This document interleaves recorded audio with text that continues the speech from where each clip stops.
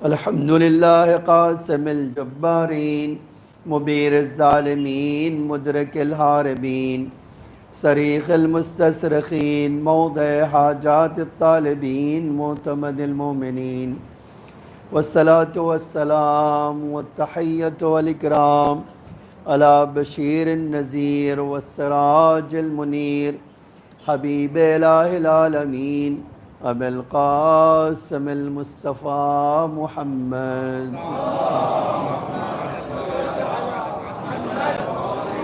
وعلى آلہ الطیبین الطاہرین المعصومین المظلومین الغر المیامین لا سیما الامام المبین بقیت اللہ فی الارضین الحجۃ الثانی عشر الامام المہدی المنتظر صلوات اللہ وسلامہ علیہ اما بعد فقد قال اللہ تعالی فی محکم کتابہ المجید وفرقانہ الحمید وقولہ الحق بسم اللہ الرحمن الرحیم انا اعطیناک الکوثر فصل لربک وانحر انا شانعک هو الابتر اللہم صل علی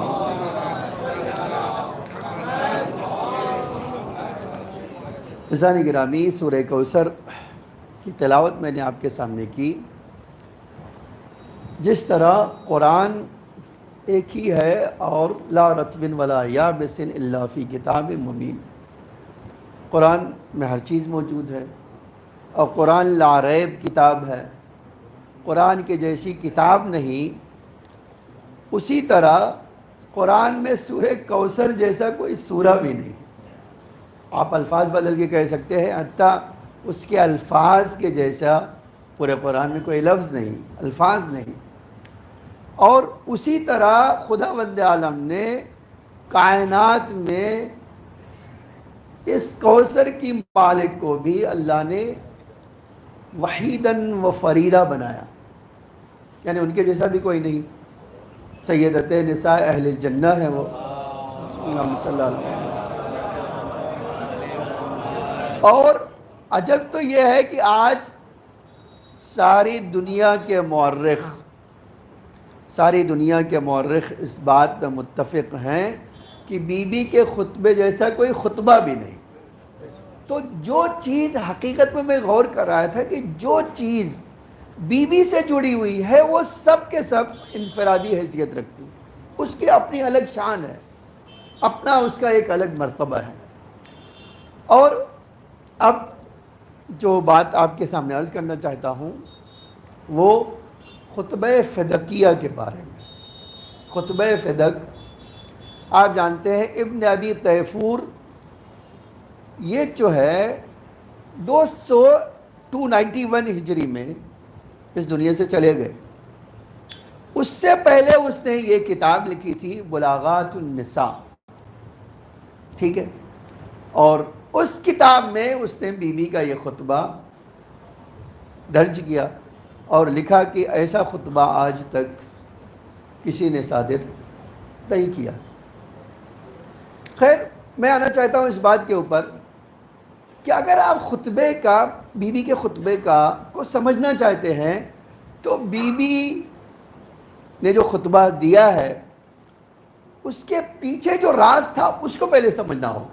حقیقت میں کوئی آدمی اس خطبے کو سمجھنے کی صلاحیت ہی نہیں رکھتا ہے جب تک وہ پس منظر سے واقف نہ ہو۔ میں ایک دو فراز آپ کو نقل کروں گا، ظاہر سی بات ہے یہ خطبہ جمعہ ہے تو اس میں چند فراز اس خطبے کا نقل کروں گا، لیکن آپ پہلے اس چند پوائنٹ کو، چند نکات کو ملاحظہ کریں جو پیغمبر کی وفات کے بعد وجود میں آئے اور جس کے بعد بی بی کو یہ تاریخی کام کرنا پڑا، بلکہ آپ تاریخی نہ کہیں بلکہ کہہ دیں کہ اسلام کی زندگی کو زندہ رکھنے کے لیے جو کام کرنا پڑا وہ بی بی نے زندگی میں ایک ہی بار مسجد میں آ کے خطبہ دیا۔ پوری زندگی آپ دیکھ لیجئے، ایک ہی بار گھر سے باہر نکلی خطبہ دینے کے لیے، اور اس کے بعد عورتوں سے بات کیا ہے نو ڈاؤٹ، ایک دوسرا خطبہ بی بی کا ہے کہ جب عیادت کرنے کے لیے انصار کی عورتیں آئیں تو اس میں بی بی کا خطبہ موجود ہے، لیکن وہ ایک دوسرے پس منظر میں ہے۔ اب وہ جملہ سن لیجئے، ایک تو دیکھیں یہ جو دشمن تھے نا، جو منافق تھے، پیغمبر خود کہہ کے گئے تھے کہ اے علی میں نے کافروں اور مشرکوں سے جنگ کر کے اسلام ان تک پہنچایا ہے، اور تمہیں منافقین کو سے جنگ کر کے کیا کرنا ہوگا؟ اسلام کو باقی رکھنا ہوگا۔ تو اہل بیت کی شان یہی تھی، اہل بیت علیہ السلام کی شان یہ تھی کہ ان کی زندگی میں جو مقابلہ تھا وہ منافقین سے تھا۔ اور قرآن خود کہتا ہے من الاعراب رجال، کچھ ایسے مرد ہیں، اس کا تو ما حولہ مدینہ و ما حولہ، مدینہ اور مطراف مدینہ، منافقون، صاف اللہ کہہ رہا ہے مردو علی النفاق، جن کی پرورش ہی نفاق پر ہوئی ہے، جن کی سرشت میں نفاق پایا جاتا ہے، جن کی وجود کی جڑوں میں نفاق پایا جاتا ہے، اے میرے حبیب آپ کے بعد وہ سارا نفاق ظاہر کر دیں گے۔ اور عجیب یہ ہے کہ قرآن کہتا ہے، اللہ کہتا ہے میں انہیں 2 بار عذاب دوں گا، پہلی بار انہیں اشد العذاب، اب 2 بار تو اسی دنیا میں دے گا، اور تیسری بار اللہ کہہ رہا ہے کہ میں ان کو اشد العذاب، ان کو منتقل کروں گا ایک ایسے عذاب کے اوپر جو بہت شدید ہوگا۔ اب اہل بیت کا سامنا جب ایسے منافقون سے تھا تو ان کا ہدف کیا تھا؟ آپ جانتے ہیں منافقین، آج یہ تاریخی جملہ آپ پڑھ سکتے ہیں، خلیفہ جو اپنے آپ کو خلیفہ کہتے تھے، اگرچہ یہ لفظ خلیفہ انہی کے بعد نائیوں کے لیے خلیفہ کہا جانے لگا، جتنے حجام ہیں ان سب کو خلیفہ ہمارے وہاں کہا جاتا ہے، بھائی خلیفہ کو بلاؤ۔ تو یہ اتنا اس لفظ کو گندا کر دیا کہ وہ اب کہاں صادق آتا ہے؟ ان کے اوپر۔ آج آپ ہمارے وہاں چلے جائیے یو پی میں کہ خلیفہ کو بلاؤ، وہ کسی نائی کو بلا کے لائے گا، اور سچائی بھی یہی ہے کہ ان کی حیثیت اس سے بھی شاید پست رہی ہو، لیکن یہ جو چیز ہے انہوں نے یہ سوچا تھا کہ ہم پیغمبر کے بعد اپنے اندر جو کینہ ہم نے دفن کیا ہے وہ اتنی شدت سے باہر نکالیں گے کہ اس کا کوئی مقابلہ نہیں کر سکے گا۔ اور اس میں سب سے پہلا جو مقابلہ میں نے کہا کہ خلیفہ ثانی نے کہا ہے کہ ایک عورت کی کتنی عظمت ہو سکتی ہے، کیا ہے اگر وہ ناراض ہو گئی، ٹھیک ہے اگر وہ ناراض ہو کے اس دنیا سے چلی گئی تو کیا، ٹھیک ہے۔ آج تاریخ میں عمر ابن خطاب کا یہ جملہ آپ تاریخ میں جگہ جگہ پڑھ سکتے ہیں، جب کسی نے کہا بھائی یہ کیا کر رہے ہو تم، کہا یار عورت ہی تو ہے، ناراض ہوئی تو کیا، لیکن ان کو یہ پتا نہیں تھا یہ وہ عورت ہے جس کے لیے اللہ کا رسول کہہ کے گیا ہے رضا اللہ برضا فاطمہ، فاطمہ کی خوشنودی اللہ کی خوشنودی، ان اللہ یغضب لغضب فاطمہ۔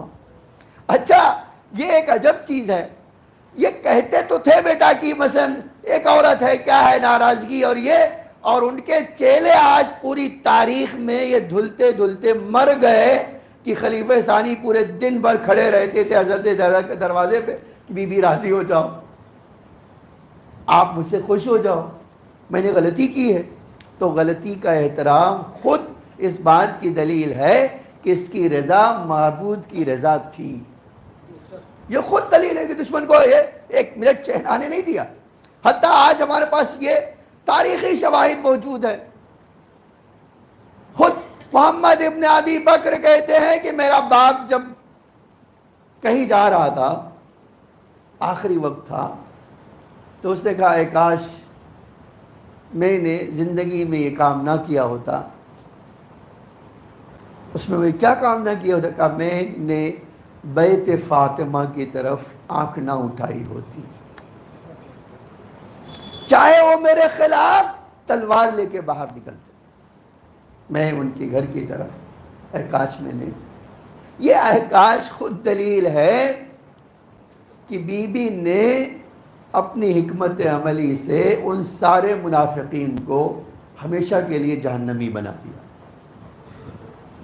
تو ایک مسئلہ تھا غدیر کے پیچھے کیا ہے، دشمن چاہتے تھے اہل بیت کے چہرے کو یا جو ہے اتنا ان کا مرتبہ کم کر دیا جائے کہ عام انسانوں کی طرح ہو جائے، ٹھیک ہے، اور ان کا مرتبہ، ان کا احترام، ان کی عزت وہ ختم ہو جائے۔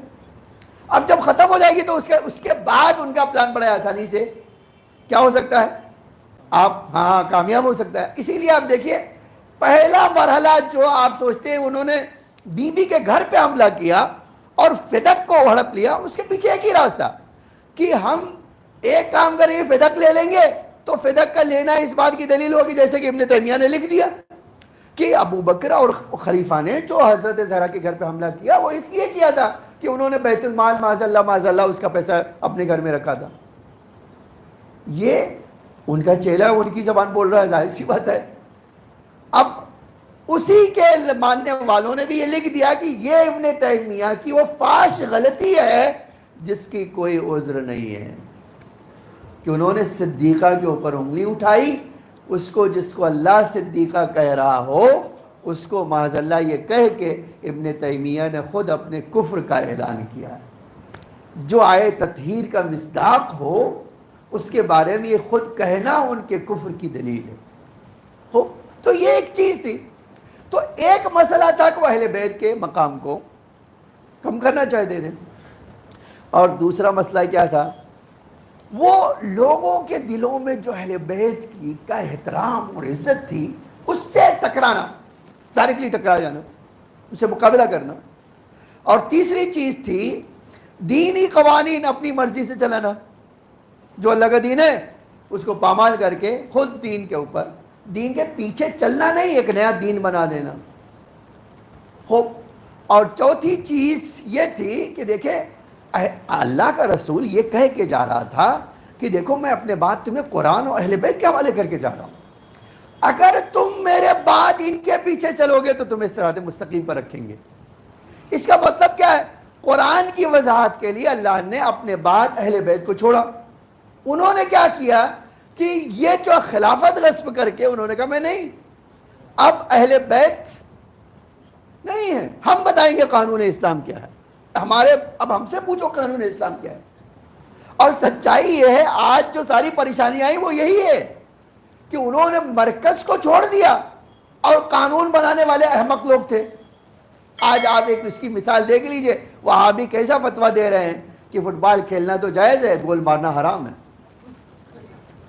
یہ وہی اسی کا نتیجہ ہے۔ آپ یہ نہ سوچئے گا کہ آج جو آپ ایسے فتوے دیکھ رہے ہیں، روز دیکھ رہے ہیں، وہ یوں ہی نہیں ہے۔ ہاں یہ واقعی اس کے پیچھے ایک بڑی ایک تاریخ موجود ہے جو اس طرح کے فتوے کو صادر کر رہا ہے۔ اب آپ اندازہ کیجئے ایک مقصد تو یہی تھا کہ اہل بیت سے یہ جو تبوین دین ہے، وضاحت دین ہے، دین کے قانون پیغمبر کے بعد بنانا اور بتانا ہے، وہ اہل بیت سے لے کر خود کرنا شروع کر دیں۔ اور ایسا نہیں کیا نہیں انہوں نے۔ آج آپ کہیں تو پوری ایک فہرست ہے، حتیٰ انہی صحابیوں میں سے کسی صحابی نے کہا خدا کی قسم 25 سال میں ان لوگوں نے دین کا اتنا حشر کیا ہے کہ اب قبلہ کے علاوہ ہمارے پاس کوئی رسول کا دین نہیں بچا ہے۔ یہ صحابیوں کی بات ہے۔ وہ صحابی جو کہتے ہیں کہ بھائی یہ تو معصوم ہے، وہ سب جنتی ہے، تو بھائی جنتی ان کی بات مانو۔ تو یہ چیزیں آپ اگر دیکھیں، یہ ساری چیزیں ایک ساتھ وہ چاہتے تھے۔ ایک اور چیز جو چاہتے تھے آپ دیکھیے وہ کیا ہے، وہ سوچتے تھے کہ ہم فدق لے کے اہل بیت کا اکنامک خراب کر سکتے ہیں، ان کے پاس کچھ نہیں ہے، صرف فدق ہی ہے تو وہ لے لے گی تو بات۔ لیکن ان کو پتہ نہیں ہے جو اہل اللہ کے خزانہ دار ہوں۔ اب آپ سوچئے ان سب چیزوں کا مقابلہ کرنے کے لیے بی بی نے خطبہ دیا، اور آپ خطبے کو اگر واقع دقت سے پڑھیں، بی بی کا ایک ایک جملہ نا، سچ یہ ہے کہ اس طرح حقیقت کی ترجمانی کر رہا ہے جیسے اللہ نے وحی نازل کی ہو، اور ایک ایک حقیقت ایک ایک کر کے بی بی، میں آپ کے سامنے ایک دو آپ کو، اب ایک مثال ہے آپ دیکھیے۔ پہلا کام بی بی نے کیا کیا، یہ چاہتے تھے اہل بیت کیا کی عصمت و طہارت کا کو کنڈم کر دے. بی بی نے وہ زوردار استدلال پیش کیا اہل بیت کی عصمت کے لیے کہ وہ پورا مجمع جو ہے سوائے رونے کے ان کے پاس کوئی جواب نہیں تھا. یہ ہے اس بی بی کی عظمت. واقعی میں سوچتا ہوں اللہ نے سید عالمیان کو یوں ہی نہیں ساری کائنات کے لیے راز قرار دیا. ساری کائنات کے لیے اللہ کا رسول یوں ہی نہیں کہتا تھا کہ میری بیٹی وہ راز الہی ہے جس کی حقیقت تک کوئی پہنچ نہیں سکتا. یہ واقعی عجب چیز تھی. اب آپ دیکھیے اسی خطبے میں حمد و ثناء الہی کے بعد بی بی نے فرمایا کیا؟ آپ جانتے ہیں کیا فرمایا؟ دیکھیے وَنَحْنُ بَقِيَّةٌ، اے مسلمانوں، اے ظاہری دین کے ماننے والوں، تمہیں پتہ ہے ہم اللہ کے رسول کی وہ اولاد ہیں. استخلفها علیکم، ہمیں تمہارا خلیفہ بنایا گیا ہے. ان جھوٹے لوگوں کو خلیفہ نہیں بنایا گیا.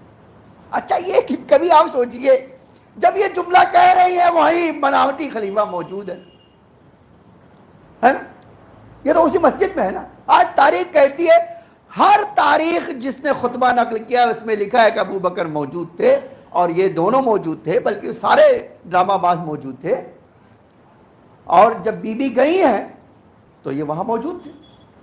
اس وقت فرمایا کہ اے لوگوں، تمہیں پتہ ہے ہم رسول کی وہ اولاد ہیں جن کو رسول نے ہمیں امت کا خلیفہ بنایا. اب آپ دوسرا جملہ سنیے.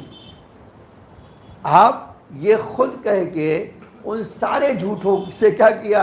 بی بی نے نقاب کھینچ لیا کہ جھوٹا خلافت کا دعویٰ کر کے تم خلیفہ نہیں بن سکو گے، اور بھی جب تک میں زندہ ہوں تمہاری یہ طاقت نہیں ہوگی. کہ آپ مجھے دلیل کیا ہے آپ کی؟ کیا آپ کہہ رہے ہیں کہ بی بی نے فرما دیا اور ان کی ہمت نہیں ہوئی؟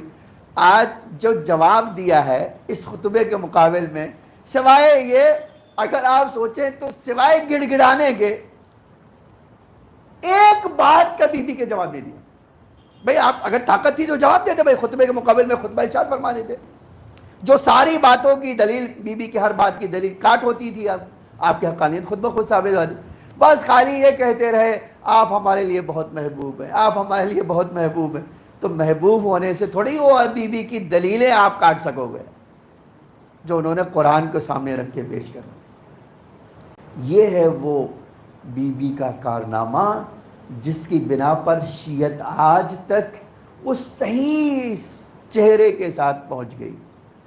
آپ یقین جانو جب آپ تاریخ پڑھو اور ہر قانون اسلام کو بدلتا ہوا دیکھو اور پھر بی بی کا یہ خطبہ پڑھو، اے لوگو یہ خلیفہ نہیں ہے جو تمہارے سامنے بیٹھے ہیں، ہم خلیفہ ہیں جس کو رسول نے اپنے بعد تمہارے لیے چھوڑا. کس طرح کوئی ایک اچھا آپ دیکھیے، شاید آپ کو احساس نہ ہو، مجھے احساس نہ ہو، ڈاکٹر اعتصام سیریا میں دمشق یونیورسٹی کے ادب لٹریچر کے پروفیسر تھے. وہ کہتے ہیں میں یونیورسٹی جا رہا تھا کہ میں نے ریڈیو لگایا کہ بھئی کوئی سن لوں. کہتے کسی نے عراق سے، وہ بھی ٹی وی کے اوپر نہیں ریڈیو پر، انہوں نے کہا یہ بی بی کا خطبہ ہے جو بی بی نے فدق جب لے لیا گیا تو دیا. کہتے میں سن کے یونیورسٹی سے جا رہا تھا، میں نے اپنی گاڑی موڑ لی، میں نے لائبریری آیا اور وہ کتاب نکالی جس کا حوالہ دیا گیا تھا. کتاب پڑھتا تھا تو چیخ مار کے روتا تھا. آپ دیکھو پھر اس نے ایک کتاب لکھی. آپ دیکھیے یہ ہے بی بی کی جفا کشی اور جو قربانی ہے اس کا نتیجہ. اس کے بعد ایک کتاب لکھی، اس کتاب میں اس نے لکھا بے نور فاطمہ اہتدیت، مجھے فاطمہ کے نور نے ہدایت دے دی. یہ شاید میں اور آپ نہیں سمجھ سکتے، لیکن یہ کلمہ، یہ لفظ جو کوئی پڑھتا ہے نا تاریخ میں، کہتا اصل مسئلہ یہ تھا کہ پیغمبر کے بعد دین پیغمبر کے اوپر کیسے گرد ڈال دی گئی. میں نے ایک دن پہلے اسی جگہ اسی منبر سے کہا کہ مسجد الاقصی کا امام بہت شدت پسند تھے اور شیعوں کو ہر طرح کی برا بھرا تھا. آج ہمارے پاس روایت ہے یزید کی تعریف کرتے تھے. لیکن ایک دن میں بی بی کے جو انہی ہدایت بھرے کلمات نے اس کو اسی پلیٹ فارم سے آگے کہنے پہ مجبور کر دیا کہ وہ لوگ جو لوگ میری بات پہ بڑے خوش ہوتے تھے کہ میں نے یزید کی تعریف بنی امیہ کی ہے، آج ان کا سر جھک جائے گا کیونکہ میں شیعہ ہو رہا ہوں، اور میں مرنے سے پہلے بی بی سے معافی مانگ لینا چاہتا ہوں، اس لیے کہ میں جان گیا ہوں کہ دین حق کہیں اور ہے، جو میں نے اپنایا ہے وہ کچھ اور ہے. اللہ مجھے اور آپ کو بی بی کی نورانی کلمات کو سمجھنے کی توفیق عطا فرمائے. بسم اللہ الرحمن الرحیم. قل هو اللہ احد اللہ الصمد لم یلد ولم یولد ولم یکن له کفوا احد.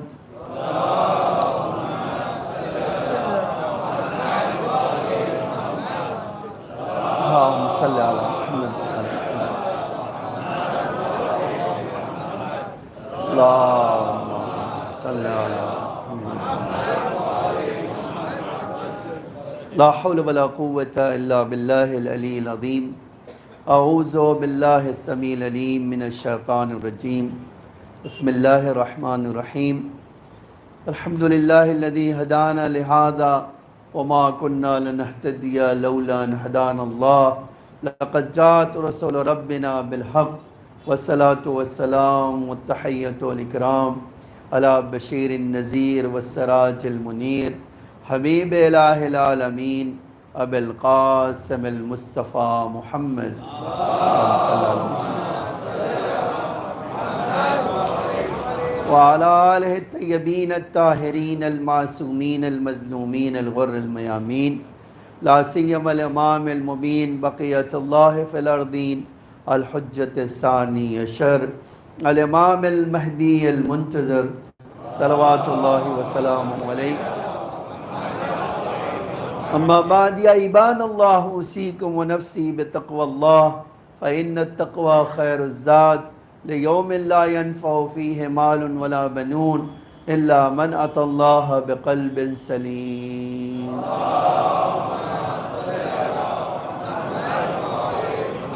اس کے بعد بی بی نے ایک جملہ اور کہا ہے. بس بات مکمل کرنا، مجھے 2-3 باتیں عرض کرنا ہے جلدی جلدی سے. فرمایا مانا کتاب اللہ الناطق. اے لوگو، ہم رسول کے خلیفہ ہیں اور ہمارے ساتھ اللہ کی کتاب ناطق ہے. اللہ کی کتاب ہم سے بولتی ہے، تم سے نہیں. اگر تم اللہ کی کتاب سمجھنا چاہتے تو ہمارے بغیر ممکن نہیں ہے. ہمارے ساتھ اللہ کی کتاب ہے. پھر فرمایا والقرآن الصادق، یہ سچا قرآن ہمارے ساتھ ہے. یہ صادق کہہ کے بتا دیا ہے جو سامنے بیٹھے وہ سب جھوٹے ہی ہیں. اور میں نے کہا کہ یہ سب سے بڑی دلیل ہے کہ وہ سن رہے تھے، بڑی خاموشی سے سن رہے تھے. حتیٰ تاریخ کہتی ہے بی بی سانس لیتی تھی تو چیخ نکل جاتی تھی ان کی. ایک آہ بھرتی تھی تو مجمع چیخ مار کے روتا تھا. یہ خود اس بات کی دلیل تھی کہ وہ سوچتے تھے کہ ہم اہل بیت کی عظمت کو ختم کر دیں گے. بی بی نے ایک خطبے سے ان کے وجود کو لرزا دیا. حقیقت میں ان کے باطن کو قیامت تک ہے. وہ تو جو سامنے بیٹھے تھے ان کی یہ حال ہوئی. آج میں سوچتا ہوں کوئی آدمی تھوڑی سی عربی سمجھتا ہو، آج اگر اس کے سامنے بی بی کا خطبہ پڑھا جائے تو تڑپ کے بغیر نہیں رہ سکے گا. واقعاً اس کے وجود میں لرزہ طاری ہوئے بغیر نہیں رہ سکے گا. بی بی نے اس میں وہ باتیں کہتی ہیں. اب آپ دیکھیں جہاں یہ کہہ رہے میں وہ ہوں جو اللہ کے رسول کے بعد ہم خلیفہ ہیں اس امت کے. اب یہ اس بات کا دلیل ہے. آپ دیکھیے آج تاریخ پڑھیے. اسی عمر ابن خطاب کہتے تھے ایک گھر میں نبوت اور امامت جمع نہیں ہو سکتی. بی بی کیا کہہ رہی ہیں؟ ہم وہ ہیں جو رسول کے بعد اس امت کے خلیفہ ہیں. ہمارے ساتھ کتاب خدا ہے. تمہیں تو کتاب خدا کی الف بے پتہ نہیں ہے. تم قرآن سے کیا بات کرو گے؟ آج حسبنا کتاب اللہ کہنے والے سب سے زیادہ اسی قرآن کی مار کھا رہے ہیں۔ آپ اندازہ نہیں کر سکتے کہ جو آج ان کا حشر ہو رہا ہے اسی قرآن کے مقابل میں، وہ کوئی ڈھکی چھپی بات نہیں۔ اس کے بعد ایک جملہ فرمایا وَالنُّورُ السَّاطِعُ، یہ قرآن سے جو نور نکلتا ہے وہ ہم ہیں، کوئی اور نہیں ہے۔ تم ہمارا مقام اور رتبہ کم کرنا چاہتے ہو، جس کو خدا نے نورانی بنایا ہو۔ ہمارے وہاں ایک مثال دی جاتی ہے، چاند پہ تھوکنے کی کوشش کر رہے ہو، وہ تمہارے اوپر ہی آنے والا ہے۔ اور آج میں سوچتا ہوں اس سے بڑی فٹکار ان لوگوں کے لیے کوئی نہیں ہو سکتی کہ انہی کے ماننے والوں نے، آپ کبھی سوچئے ذرا، ابھی بہت دن نہیں ہوا، ابھی 1 سال نہیں ہوا ہے، British council of Shia Sunni Muslim community, آپ جا کے انٹرنیٹ پہ دیکھیں، پوری کمیونٹی کے علماء آتے ہیں میڈیا کے سامنے، کہتے ہیں ہم آپ کو آج ایک اہم مسئلے کے بارے میں وضاحت کرنے آئے ہیں۔ مجھے کیا مسئلہ ہے؟ وہ کہتے ہیں بھئی دیکھو، پیغمبر کے بعد جو جھگڑا سید زہرا میں، صدیقہ طاہرہ میں اور خلفاء کے درمیان ہوا، خلفاء جھوٹے تھے، بی بی سچی تھی۔ یہ کون کہہ رہا ہے؟ سنی مسلم کمیونٹی کے سارے علماء جمع ہو کر۔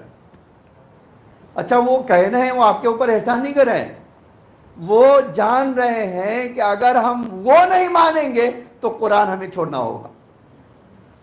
اس لیے کہ بیوی نے آگے چل کے اسی خطبے میں اتنی دلیل قرآن سے پیش کی ہے کہ تم ہمیں ایک جھوٹی حدیث سے چاہتے ہو فدق لے لینا۔ آؤ میں تمہیں بتاتی ہوں دین کیا ہے، دین کا قانون کیا ہے۔ آج جو وہ قانون خالی پڑھ لے، خالی قانون جو بی بی نے دین کا بتایا ہے قرآن کی روشنی میں، وہ کہے گا یہ کیسے جھوٹے لوگ تھے کہ ایک جھوٹی حدیث گھڑنے سے پہلے یہ نہیں سوچا کہ ایک بار قرآن پہ بھی نظر ڈال لیتے۔ کیا یہ حشر کر دیا بی بی نے، اور یہ قیامت تک صدیقہ سے ٹکرانے کا نتیجہ ہوگا۔ اللہ یوں ہی نہیں کسی کو راز الہی قرار دیتا ہے، آپ یقین جانیں راز الہی یوں ہی نہیں بنا دیتا ہے، ہاں اس کے لیے بی بی کو بڑی قربانی دینا پڑے۔ آج جب یہ خطبہ نقل کرنے جا رہی تھی تو اب جانتے ہیں یہ خطبہ نقل کرنے والی بی بی کی 5 سالہ بیٹی زینب بھی ہے۔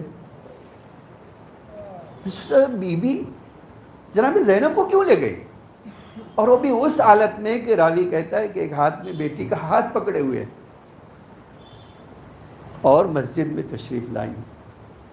اور جب تشریف لائیں، میں نے کہا آج راوی ابن تیفور کہتے ہیں کہ ایک راوی اس خطبے کی خود جناب زینب ہے، جنہوں نے اول سے لے کر آخر تک پورا خطبہ اپنی ماں سے نقل کیا۔ اسی خطبے کا راوی امام حسین ہے۔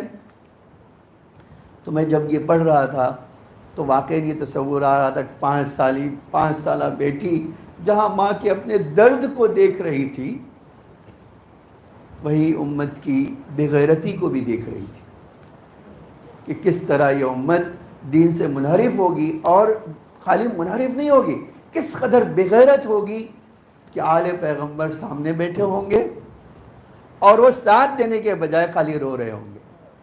آپ ذرا سوچیں، خالی رو رہے ہوں گے۔